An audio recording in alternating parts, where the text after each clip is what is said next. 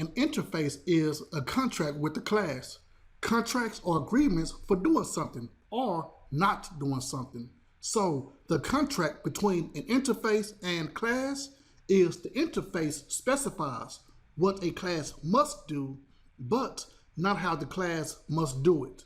Here is the syntax for an interface. All interfaces have the keyword interface before the interface name. The scope must be public or package. In this example, the scope is public, but if we do not define a scope, then the default scope is package. Every field in an interface must have a constant value. Therefore, the variable is implicitly public, static, final, and requires a value. In this example, I did not include those three keywords, public, static, or final. However, Java will still treat int hours in a day equal to 24 as a constant because interfaces are contracts that cannot hold state. That means not allowed to change its behavior. So we should not add a variable if the value is going to change. When it comes to methods, they cannot be abstract, static, or default to an implementation.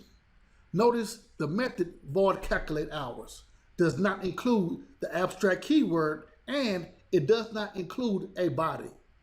It does not include abstract or a body because the interface assumes all methods are abstract. As a result, the abstract keyword is not required.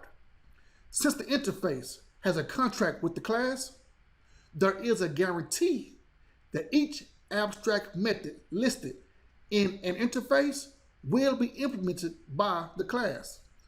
Static methods and default methods are not required to be implemented by a class because they already have an implementation. Two of the benefits for using an interface is to bring consistency for all classes that implement an interface and the support of multiple implementation. My plan is to demo both the benefits by starting with consistency for all classes. Books available in paperback, ebook, and PDF. All Part 1 ebooks and PDF documents are free. Programming books for UFT. Programming books for Java. Here's the Selenium Automation book. And TestNG. Subscribe to get notification of future videos.